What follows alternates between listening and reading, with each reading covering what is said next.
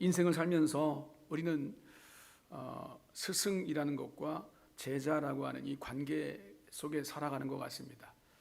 누군가 나에게 뭔가를 가르쳐주고 인생을 배우게 하고 또 내가 뭔가 따라갈 수 있도록 만드는 스승이 있는가 하면, 또 어느 순간에는 내가 누군가를 끌고 가고 가르치고 또 뭔가 깨닫게 해주는 어떤 제자가 내 삶 속에 있구나라는 생각을 할 때가 있습니다. 그래서 스승은 제자에게 자신의 기술이나 학문 이런 것들을 남김없이 전해줘야 할 의무가 있고요. 또 반대로 제자는 스승의 기술이나 학문들을 모두 전수받아야 할 그런 책무가 있습니다. 그래야 진정한 스승이고 제자라고 할 수 있겠죠. 예수님에게는 12제자가 있었습니다.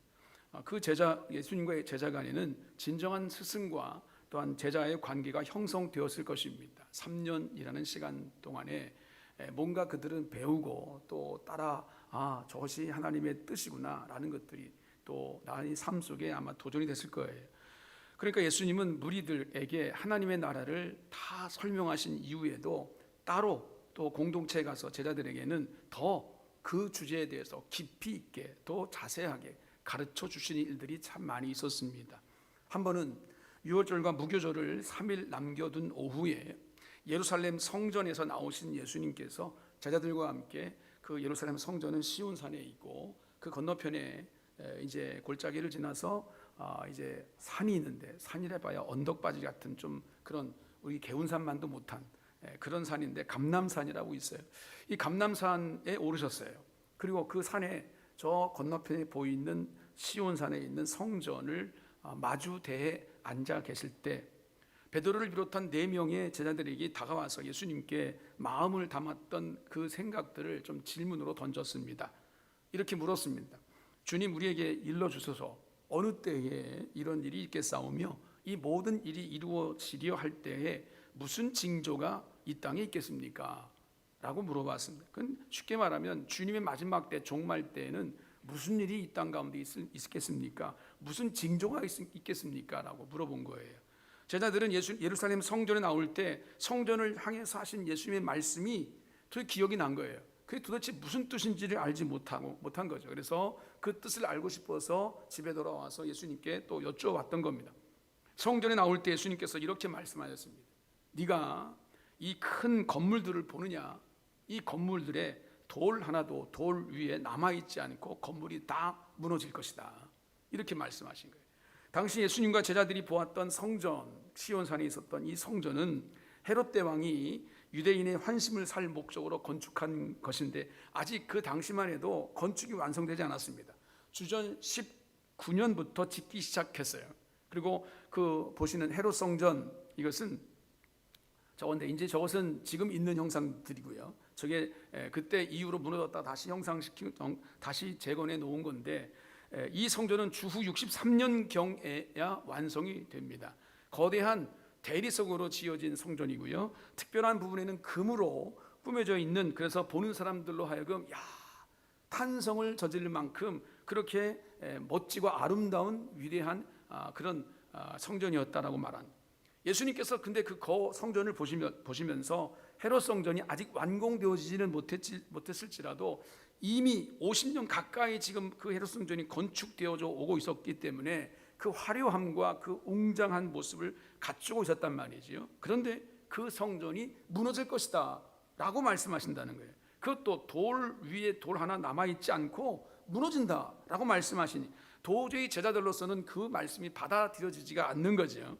그 웅장함, 그 화려함, 오랜 공사 기간, 그 모든 것들을 다 그렇다 치더라도 그 건물은 하나님의 성전이잖아요. 하나님의 성전인데 누가 그 성전을 무너뜨리겠습니까? 감히. 이런 생각이 드는 거죠. 어떻게 그 성전을 무너뜨릴 수 있단 말입니까? 라는 생각이, 그 의구심이 제자들 가운데 있기 때문에 예수님께 물어본 거죠. 사실 헤롯 성전은, 아까 보신 그 헤롯 성전은 공사를 시작한 지 거의 80여 년이 지난 주후 63년경에 완공이 되었습니다. 근데 그 이후로 7년 있다가 7년 후에 70년경인 로마의 티투스 장군이라는 그 장군에 의해서 침략을 받고 그 성전이 완전히 파괴됩니다. 예수님의 예언이 그대로 성취된 겁니다. 돌 하나 위에 돌이 남아있지 않을 만큼 철저하게 파괴가 됐습니다. 하지만 앞으로 일어날 일을 알지 못하는 제자들로서는 예수님께서 하신 이 부분이, 이 말씀이 더 알고 싶은 거예요. 더 듣고 싶은 거예요. 이게 무슨 의미가 있을까? 무슨 뜻이 있을까라는 것들에 대한 궁금증을 가지고 있었습니다. 자연스럽게 예수님은 그 부분에 대해서 깊이 있는 말씀을 더해 주십니다. 주의 임하심과 또한 세상의 끝날에 이루어질 일에 대해서 이어서 말씀해 주고 계십니다. 이렇게 말씀하였어요. 자신을 그리스도라고 말하고 사람들을 미혹하는 자들이 일어날 것이다. 민족이 민족을 치고 나라가 나라를 대적하면서 일어나게 될 것이다. 곳곳에 지진이 있겠고 기근이 있을 것이다. 또한 해가 어두워질 것이고 달이 빛을 내지 못할 것이고 별들이 하늘에서 떨어질 것이고 하늘에 있는 권능들이 흔들리는 우주적인 무질서가 일어날 것이다 라고 주님이 말씀하셨어요. 그런데 예수님은 이 종말에 대한 이 말씀을 선포하시면서 유독 초점이 있습니다. 이게 뭐냐면 거짓 선지자들, 거짓 그리스도의, 적그리스도에 대한 이 미혹에 대해서, 주님의 제자들이 당할 환난에 대해서 그 말씀에 초점을 맞추고 계십니다. 그것은 그만큼 제자들을 향한, 그리고 주님을 사랑하는 성도들을 향한 주님의 뜻이 사랑으로 담겨져 있다라고 볼 수 있습니다. 제자들은 느끼지 못했을 수 있지만 당시 예수님의 마음은 지금 너무 심히 고통의 강도가 더 세지고 있는 그런 시기였습니다. 이제 며칠 이후면 예수님은 체포될 것입니다. 그리고 십자가에 못 박혀 죽을 것입니다. 그것을 예수님이 이미 아셨던 겁니다. 하나님의 뜻에 순종해서 그 자원에서 걸으시는 십자가의 길이긴 하지만, 그러나 그 십자가의 길이라고 하는 것이 완전한 육신을 가지고 있는 이 예수님이라도 너무도 고통스러운 일이거든요. 죽음의 시간이 다가오면 올수록 예수님은 이루 말할 수 없는 심적인 압박감에 지금 고통스러워했을 그 당시입니다. 그런데 이런 와중에도 예수님은 이제 그 이후에 남겨질 제자들을 생각하신 겁니다. 그리고 그들을 향해 염려 담겨져 있는 말씀하고 계십니다. 제자들을 향한 예수님의 마음은 안쓰러움 그 자체입니다. 이전에도 전도하라고 둘씩 짝을 지어서 보냈을 때도 이렇게 말씀하셨습니다. 마태복음 10장 16절에 보라, 내가 너희를 보냄이 양을 이리 가운데로 보냄과 같도다 라고 말씀하셨어요. 그만큼 예수님은 제자들을 사랑하셨습니다. 사랑하시는 것만큼 제자들을 걱정하시고 그리고 염려하고 계신 겁니다. 그러니까 십자가 이후, 사건 이후에 남겨질 이 제자들을 향한 염려는 너무나 큰 것이었지요. 더 나아가서 이제 종말에 제자들이 수많은 핍박과 그 고난을 받아야 된다는 것을 이미 예수님께서 하셨기 때문에 그 부분을 생각할 때마다 염려가 되지 않을 수가 없는 겁니다. 그래서 예수님은 당신이 떠나신 이후에, 그리고 종말에 제자들이 어떻게 행동해야 될 것인지, 어떠한 초점을 가지고 살아가야 될 것인지를 가르쳐 줘야 되겠다라고 생각하시면서 여러 가지 비유로 제자들에게 말씀하셨습니다. 그 다음에 말씀 보게 되면 여러 가지 비유가 나옵니다. 무화과 나무의 비유, 문지기의 비유, 집 주인의 비유, 두 아들의 비유, 혼인잔치의 비유, 열 처녀의 비유, 달란트의 비유, 양과 염소의 비유. 이 모든 비유가 오늘 이 종말에 대한 사건을 주님 말씀하신 그 대화 속에, 연장 속에서 있었다는 것, 여러분이 기억하셔야 됩니다. 이 비유들에는 주님께서 제자들과 함께 계시지 않는다고 하는 것을 전제하고, 나는 떠나갈 것이다, 그 이후 너희는 홀로 남을 것이다, 근데 그 이후에 너희들이 어떻게 살아야 될 것인가 라고 하는 것들을 주님 전제하고 말씀하고 계시는 겁니다. 오늘은 이런 관점으로 오늘 이 비유들을 마음속에 담으면서 한번 주제를, 주님의 다시 오심, 재림에 대해서 우리가 어떻게 준비하고 있는가 라고 하는 것들을 한번 생각해 봤으면 좋겠습니다. 주님을 따르는 자들, 주님의 제자라고 말하는 우리들이 스승이신 예수 그리스도를 바라보는 우리의 신앙이 과연 어떻게 마지막 때를 준비해 가고 있는가 라는 것들을 한번 스스로 여러분들이 신앙적으로 자기 자신을 돌아보면서 한번 말씀을 나눴으면 좋겠습니다. 첫 번째는 예수님은 제자들이 재림의 약속을 붙잡고 승리하기를 원하셨습니다. 제자들은 앞에서 언급한 대로 십자가 사건 이후에 예수님의 복음 때문에, 예수 그리스도의 복음을 전했다는 것 때문에 많은 고난을 받아야 했습니다. 요한복음 16장 1절 2절에 이렇게 말씀하십니다. 내가 이것을 너희에게 이름은 너희로 실족하지 않게 하려 함이니 사람들이 너희를 출교할 뿐만 아니라 때가 이르면 무릇 너희를 죽이는 자가 생각하기를 이것이 하나님을 섬기는 일이라 하리라. 이게 무슨 말입니까? 여러분, 고난을 받지 않을 가능성이 전혀 없다는 겁니다. 고난을 받을 가능성이 100%예요. 제자들을 죽일 것이라는 거예요. 능욕하는 사람들이 제자들을 죽이고 그들이 생각하기를 좀 양심의 가책을 느낀다든지 우리가 공인이 그랬나 보다 후회할 것이, 이게 아니라 내가 이렇게 하는 것은 마땅히 하나님께 충성을 다하는 거야, 그렇게 생각한다는 거예요. 그러니까 어떻게 이 예수님의 제자들에게 고난이 없겠냔 말이에요. 당연히 고난은 올 수밖에 없다는 겁니다. 실제로 예를 들면 우리가 사도 바울이라고 하는 이 바울이 사울이었을 때, 사울이 회심하지 않을 때, 예수를 믿기 전에는 예수를 믿는 사람들을 구속하고 핍박하던 사람 아니었습니까? 스데반 집사가 돌로 맞아 죽는 그 현장에 사람들의 그 돌을 치는 사람들의 옷을 맡으면서 생각하기를 저 사람은 지금 맞아 죽어도 싸, 당연히 맞아 죽을 사람이다라고 생각했던 사람이 사울이에요. 다메섹에 있는 성도들을 잡아 가두기 위해서 출발할 때도 그런 행동이 하나님께 대한 열심이라고 생각했단 말이죠. 이것이 하나님께서 충성되이 여기는 우리의 삶이다라고 생각했단 말이죠. 그게 사울이었어요. 실제로 이후에 제자들은요, 우리가 아는 것처럼 이러한 생각을 가진 사람들에 의해서 무참하게 죽음을 당했습니다. 순교했습니다. 12명의 제자들 가운데 예수님을 배반한 가룟 유다 빼놓고 비록 유배를 당하긴 했지만 오랫동안 살아왔던 자연사했던 사도 요한을 제외하고는 모든 제자들이 전부 다 순교했습니다. 어떤 이들은 칼에 맞아 죽었습니다. 어떤 이들은 끓는 기름에 튀겨서 죽었습니다. 어떤 사람들은 사자밥이 됐고요, 어떤 사람은 목뱀을 당했고요, 어떤 사람은 톱으로 켜 죽었습니다. 이것이 그들의 순교의 모습이었어요. 물론 이렇게 순교할 수 있었던 것은 순간의 고통을 내가 견디면 영원한 하나님의 나라에서 주님과 함께 영원히 살 것을 확신했기 때문에 이것을 할 수 있었던 것이죠. 순간의 고통을 이기지 못해서 주님을 부인하고 내가 당장 육신적인 일들을 내가 추구하면서 내가 위기를 모면하면 영원히 타는 불못에 들어갈 수밖에 없다는 거는, 여러분, 이것을 우리가 알기 때문에 그 고통을 내가 감내하고 잠깐 동안 이 고통을 이기고 내가 영원한 생명 얻겠다고 하는 하늘의 소망이 있기 때문에 순교할 수 있는 거거든요. 여러분, 머리가 조금만 깨어있는 사람이라면 아마도 우리 인생 가운데 절박한 그런 순간이 올 때 내가 주님을 부인할 것이냐, 아니면 주님을 내가 인정하고 내가 천국 백성이 될 것이냐 라고 생각했을 때 어떤 고난이 와도 우리는 순교를 선택할 수 있을 것입니다. 몇 시간 후에, 몇 분 후에, 아니 조금만 내 고통을 이기면 순교해서 천국에서 영원히 살 것을 내가 아는데, 그 믿음이 내가 있는데 어찌 그 고통을 내가 택하지 않겠냔 말이에요. 그래서 우리의 믿음의 선진들은 다 그렇게 순교한 겁니다. 어떻게 그렇게 했을까? 하늘의 소망이 있기 때문에 그렇게 순교했던 겁니다. 하지만 이것은 그만한 믿음이 있어야 가능한 일이지요. 아무리 영생이 있다고 생각해도 우리 가운데는 하나님의 나라 영원한 생명이 있다라고 믿는 사람들이 많이 있습니다. 그런데 그것을 믿어도 믿음의 눈으로 그것을 내가 영적으로 내가 받아들이지 않으면 내가 고난과 핍박 속에서 믿음을 잃어버릴 수밖에 없거든요. 나의 믿음이 세상의 여러 가지 많은 것들로 인해서 흩어질 수밖에 없다는 말이죠. 이 세상에서 육체의 쾌락과 우리 세상의 만족을, 우리의 여러 가지 빼앗는 것들이 참 많이 있습니다. 주님을, 그래서 그것 때문에 떠나는 사람들이 얼마나 많은지 모릅니다. 나름대로 성공하기 바쁘기 때문에 내가 그 이유로 내가 하나님의 일에 동참하지 못하고 주님께 예배하지 못하고 주님을 멀리 떠난 사람들이 얼마나 많이 있는지 모릅니다. 오늘도 교회에 나오지 못한 많은 분들이 계신데 그분들 가운데는 둘 중에 하나일 것입니다. 어쩔 수 없는 상황이 있을 수 있어요. 내가 주님을 믿고 믿음으로 살지만 그러나 내가 육신이 너무 아픈 거예요.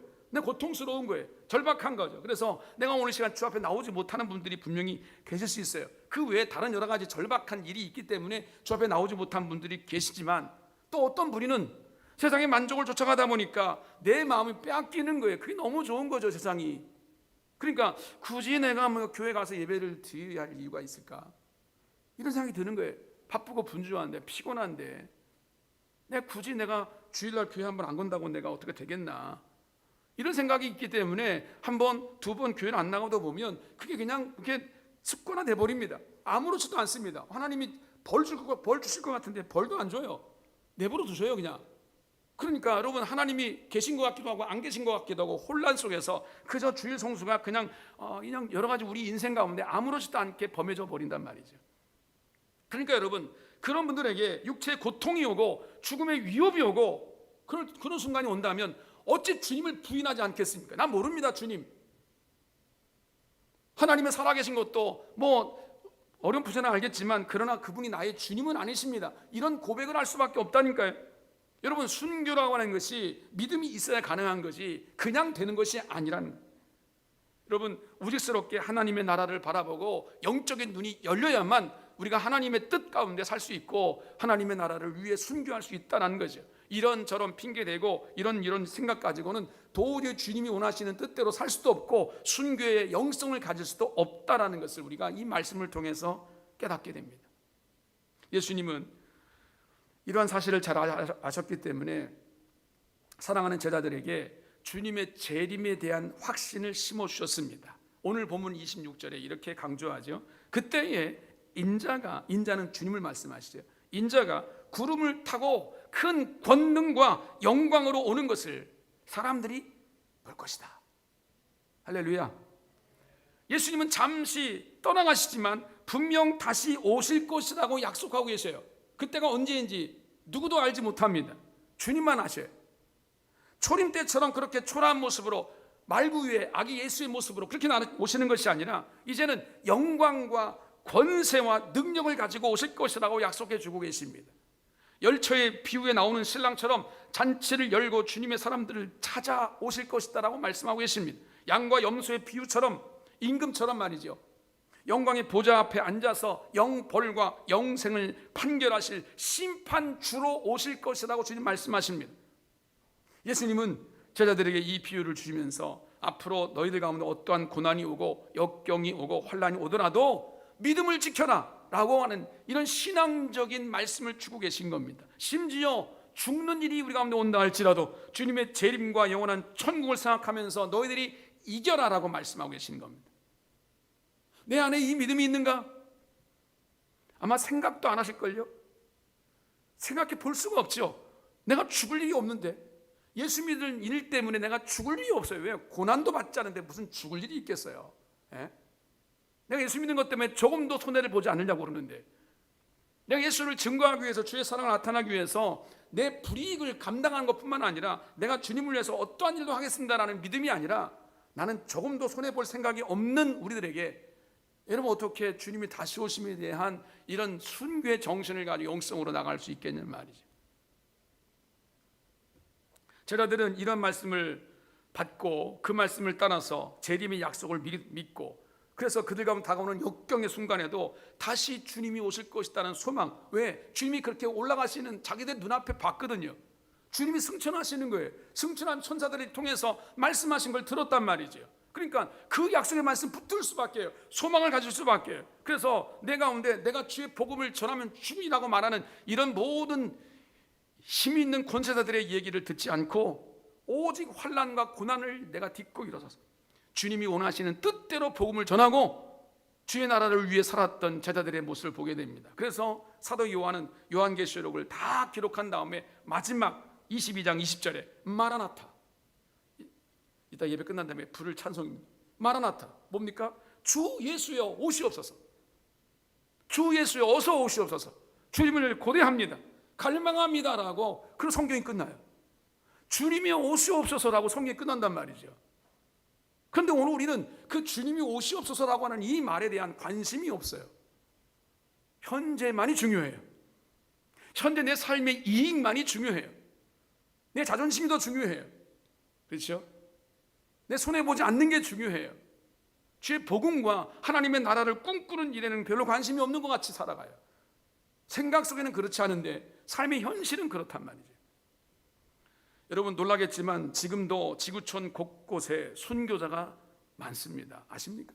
우리나라에도 복음 초창기에 얼마나 많은 사람이 목배임을 당하고 죽었는지 여러분 잘 아시지 않습니까?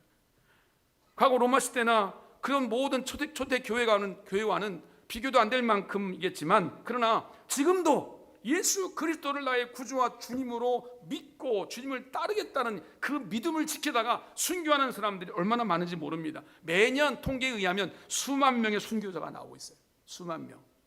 북한 핍박지수 1위, 기독교 박해국가 1위가 지금 몇십 년째 지금 북한이 1위예요.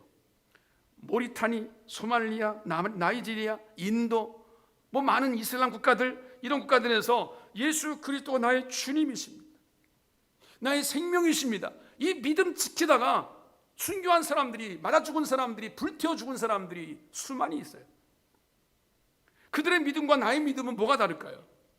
아직 우리는 그런 환란이 오지 않기 때문에, 그 고난이 이미 아직 오지 않았기 때문에 아직 검증되지 않은 것뿐이겠죠. 그럼 여러분, 간접적으로 검증해 볼 수 있을 것 같습니다.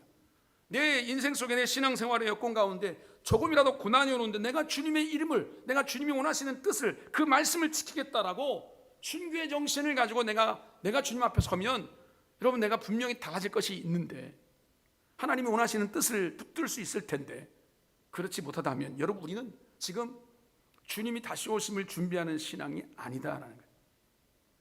여러분, 주님 다시 오실 것이 내 안에 믿음으로 와 닿는다면 영광의 주님을 맞이할 준비를 해야 될 거 아니겠습니까? 이것이 그리스도인 된 자의 삶의 모습이 되어야 될 줄로 믿습니다. 이런 준비된 신앙, 주님 언제 어떻게 오시든 간에 내가 주님을 맞이하겠습니다, 주님이 원하시는 뜻을 붙잡고 살겠습니다, 이 믿음으로, 우리의 믿음이 그냥 하나의 한낱 허공에 떠도는 어떤 이론이 아니라 우리의 삶의 현실임을 다시 한번 기억하고, 주님, 나의 삶의 믿음이 우리의 현실이 되게 해 주옵소서. 이 귀한 하나님의 백성으로 주님의 재림을 준비하는 여러분 되시기를 주의 이름으로 축복합니다. 또 예수님은 제자들이 재림 때까지 어떻게 살아야 될 것인지를 말씀했습니다. 예수님은 달란트의 비유를 통해서 충성된 종이 되라라고 말씀하셨습니다. 그래서 주인이 돌아와서 결산할 때, 회개할 때 착하고 충성된 종이라는 칭찬을 받아야 된다. 그래서 주인의 즐거움에, 잔치에 참여할 자가 되라라고 말씀하셨어요. 착하고 충성된 종아, 이 말의 반대말이 뭡니까? 악하고 게으른 종아. 이것이 구별되어요. 마태복음 25장을 보면 이것이 구별되어 있어요. 착하고 충성된 종이라는 것과 악하고 게으른 종이라는 것이 구별됩니다.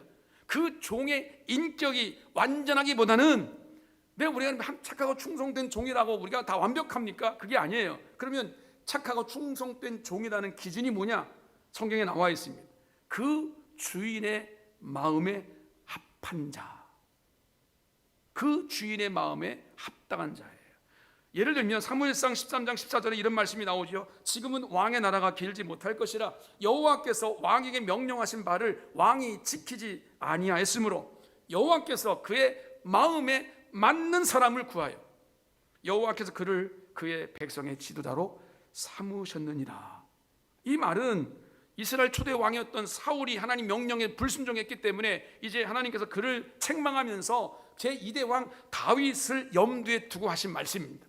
다윗을 세우실 때 주님께서 내 마음에 합당한 자라고, 그래서 사도 바울은 사도행전 13장 21절 22절에 이렇게 두고 이렇게 말씀했습니다. 하나님이 베냐민 지파 사람 기스의 아들 사울을 40년간 두셨다가 패하시고 다윗을 왕으로 세우시고 증언하여 이르시되 내가 이새의 아들 다윗을 만나니 내 마음에 맞는 사람이다, 내 마음에 합당한 사람이다, 내 뜻을 그가 다 이루리라 라고 말씀했습니다. 여러분, 하나님 마음에 합당한 사람이 되라, 이 말씀은 종말을 사는 제자들, 마지막 시대를 살고 있는 성도들을 향한 주님의 당부이십니다. 우리가 온전할 수 없지, 완벽할 수는 없지만, 그러나 하나님의 마음에 맞는 사람이 되기 위해서 여러분, 우리가 주님 앞에 서는 거 아니겠습니까? 오늘 본문 34절에도 같은 의미의 말씀을 주셨어요. 종들인 주인에게 받은 고난을 자신의 유익이 아닌 맡겨진 이 사물을 내가 어떻게 잘 감당할 것인가를 심사해야 된다는 거죠. 문지기는 주님이 언제 오더라도 자는 모습을 보여서는 안 됩니다. 늘 깨어 있어야 돼요. 문지기의 사명은 깨어서 누가 오든지 간에 알려야 될 의미가 있어요. 이것이 예수님의 재림 때까지 주님의 제자들이 해야 할 일입니다. 그리고 오늘 이 시대를 살아가는 우리들도 마찬가지, 우리도 주님의 제자들이기 때문에 우리가 주님의 제자로서 뭘 해야 되느냐? 문지기 역할이에요. 깨어서 주님이 뜻을 선포해야 할 사명이 우리 안에 있다는 겁니다. 여러분, 우리 주님께서 우리에게 어떠한 일을 맡기셨습니까? 여러분들은 하나님께서 나에게 뭘 맡기셨다고 생각하십니까? 뭘 맡기셨다고 생각합니까? 내가 많은 돈을 벌어서 주님께 많은 헌금을 해가지고 하나님 나라를 이루겠다라고 꿈을 꾸고 계십니까? 뭐 그것도 하나님이 원하시는 일일 수 있습니다. 어떻게 가능할까요? 그게 언제 가능할까요? 죽을 때까지 여러분 이루어지지 않을걸요? 내가 무슨 돈을 어떻게 많이 벌어서 하나님 앞에 영광 돌리고 하나님의 나라를 이루고 하겠습니까? 그것을 주님이 기뻐하실까요? 주님께서 돈이 없어서, 물질이 없어서 그걸 우리에게 바라시겠어요? 그 무슨 일을 우리 가운데 맡기셨을까라는 거예요. 내가 해야 할 일이 과연 뭘까라는 거죠. 그게 뭡니까? 성경을 통해서 해석해 보면 먼저 해야 할 일은 게으르지 말라는 거예요. 말만 앞서지 말라는 거예요. 주님의 재림과 주님의 심판 날에, 그날에 반드시 그날은 올 텐데, 또한 주님께서 언제 재림하실지, 언제 오실지 우리는 알 수 없지만 그때가 저물 때이든지 밤중이든지 닭 울 때이든지 새벽에 일든지 나는 알지 못하지만, 그렇기 때문에 어떻게 됩니까? 늘 깨어 있어서 그날을 준비하라는 거예요. 이게 주님께서 우리 가운데 원하시는 일이에요. 깨어서 준비하라는 거예요. 다른 거 하라는 일이 아니에요. 많은 충성된 일을 요구하신 게 아닙니다. 하나님의 마음에 합당한 자가 누구냐면 주님을 깨어서 기다리는 자예요. 준비하는 자가 바로 주님의 마음에 합당한 자예요. 깨어서 준비하고 계시냐고요. 주님의 제자들은 예수님의 재림 때까지 마냥 기다리고만 있어서는 안 된다는 것입니다. 그러면 어떻게 뭘 맡기셨냐면 깨어 준비하라는 얘기는 전도자가 되어서 복음을 전한 자가 되라는 거예요. 한번 상식적으로 생각해 보자고요. 하나님의 나라가 내 안에 있어요. 천국 백성이 내가 됐다고요. 하나님의 사랑과 은혜를 내가 받았으면 그 사랑과 은혜가 얼마나 크고, 우리가 늘 고백하잖아요. 찬양으로 그 갚을 길 없는 그 은혜, 그 은혜가 내 안에 있고 생명이 내 안에 있는데 그 생명을 전하지 않아요? 다른 사람, 모르는 사람까지는 내가 다 뭐 말하지 않더라도 내 사랑하는 내 자식들에게 안 전한다고요? 내 사랑하는 내 부모 형제에게 안 전한다고요? 그 내 안에 있는 생명이 가짜겠죠. 그죠? 있거나 없거나 소용이 뭐 별로 문제가 없는 거겠죠. 그러니까 별로 전할 마음이 없는 거죠. 확신이 없거나 내 안에 뭔가 믿음이 없으니까 내 사랑하는 사람들이 전하지 못하는 거 아니겠습니까? 근데 주님은 뭐라고 말씀하시냐면 늘 깨어 게으르지 않고 충성된 종, 내 마음에 합한 자는 뭘 하냐면 주님의 사랑을 전하는 자가 된다라는 것입니다. 오늘 우리 한 영혼을 봉헌하기 위해서 이 시간 모였는데 그 마음이 잘 안 들어요. 솔직히 한번 얘기해 보자고요. 그 마음이 안 들죠. 네. 뭐 굳이 여러분들이 뭐 불순종하기 위해서 애쓰는 것은 아니라고 내가 알아요. 그렇지만 그 마음이 안 드는 걸 어떡하냐고. 복음을 전할 자가 없는데, 복음을 전할 자가 없는 게 아니라 보이질 않는 거고 그 마음이 들어지지가 않는 거예요. 왜 그럴까라는 거. 이걸 한번 심각하게 생각해 봐야 된다는 거죠. 내가 아직 그 영원한 생명과 하나님의 은혜와 사랑에 깊이 잠기지 못하기 때문입니다. 그러니까 지금 주님이 말씀하신 그 말씀대로 한번 역설적으로 말하면 내가 지금 게으르다는 거예요. 악하고 게으른 종이라는 거예요. 악하고 게으른 종과 반대말은 착하고 충성된 종인데, 착하고 충성되이 여기고 주님 앞에 서기 위해서 내가 뭔가를 애쓰고 힘쓰고 갈망하는 모습이 있어야 되는데 그게 안 되는 거예요. 그러니까 내가 저절로 악하고 게으른 종처럼 사는 거예요. 주님이 언제 다시 오실는지 모른다. 모르죠. 뭐 성도들한테 다 물어보면 웬만한 성도들 다 알아요. 주님 언제 재림하셔요? 모른다고 성경이 돼 있잖아요. 다 얘기해요. 그 맞아요. 이게 진리예요. 주님이 언제 오시는지 알 수 없어요. 아버지만 아신다고 그랬어요. 하나님만 아신단 말이에요. 하나님이 언제 다시 주님을 이 땅에 보내실지 우리가 아무도 몰라요. 근데 마태복음 24장 37절에 주님께서 이렇게 말씀하셨어요. 그때를 우리가 모르지만 어떻게 말씀하셨냐면 노아의 때와 같이 인자의 임함도 그러하리라. 그러니까 주님이 다시 오실 때가 노아의 홍수 때와 같다는 거예요. 그러면 노아의 홍수 때를 한번 들여다보면 홍수 전에 노아가 방주에 들어가던 날까지 방주를 600년 동안 지어놓고 많은 사람 미치광이라고, 저 사람 미쳤어, 저 돌았어, 저 할배 저거 완전히 미쳤구만, 정신 나갔어, 참 인간이 저렇게 살아. 많은 사람들이 비난과 정죄 속에 살던 이 노아의 홍수가, 노아의 이 방주가 완성된 이후에 하나님께서 하늘의 샘과 땅의 샘과 모든 것들을 다 쏟아 부었어요. 그때까지 많은 사람들이 모여있는지 성경에 뭐라고 되어 있습니까? 그들은 먹고 마시고 장가 들고 시집갔다. 주님이 그렇게 말씀하셨어요. 홍수가 나서 그들을 다 멸하기까지 깨닫지 못했다는 거예요. 문이 닫힌 이후에는 이미 끝났어요. 이미 늦었단 말이죠. 마태복음 24장 43절에 너희도 아는 바니 만일 집주인이 도둑이 언제 올지 그 시각을 알았더라면 깨어 있어 그 집을 뚫지 못하게 하였으리라. 그렇죠. 도둑이 언제 온다는 걸 내가 알면 방비했겠죠. 쬐콤이라도 달아놨겠죠. 뭔가 방비를 했을 거 아니겠어요? 언제 온지는 모르는 거죠. 그러니까 도둑 맞는 거죠. 주님의 재림은 생각하지 않은 때에 올 것이다라고 말씀합니다. 또 달란트의 비유에서 말씀하신 것처럼 주님의 재림은 오랜 후에 오실 수도 있어요. 언제인지 몰라요. 예수님은 그 재림의 때가 이러하기 때문에 제자들에게 이렇게 말씀하십니다. 주의하라. 특히 예수님은 너희가 사람의 미혹받지 않도록 주의하라. 이 말은 적그리스도, 너희를 미혹하는 사람들에게 속지 말라는 것입니다. 더 좀 부언해 설명하면 거짓 선자들, 거짓 그리스도들이 일어나서 이적과 기사를 행하여 할 수만 있으면 택하신 자들을 미혹하리라라고 주님 말씀하셨어요. 그를 삼가라. 내가 너희에게 미리 말했다. 너희들을 미혹할 자들이 이 땅 가운데 일어날 것이다. 많은 기사와 이적들을 행하는 자들이 일어날 것이다. 그럴듯한 말로, 그럴듯한 현상으로 우리를 미혹합니다. 왜 미혹시키겠습니까? 그래서 얼마나 이단에 빠지는 사람들, 이런 사이비에 빠지는 사람들이 얼마나 많아요. 왜 빠지는 줄 아십니까? 미혹되는 거예요. 미혹 왜 되겠습니까? 하나님의 진리와 하나님의 생명의 말씀이 내 안에 없기 때문에 미혹되는 거예요. 미혹됩니다. 그래서 삼가라, 주님 말씀하셨어요. 삼가라는 말은 더욱 주의 있게 살펴보라는 얘기입니다.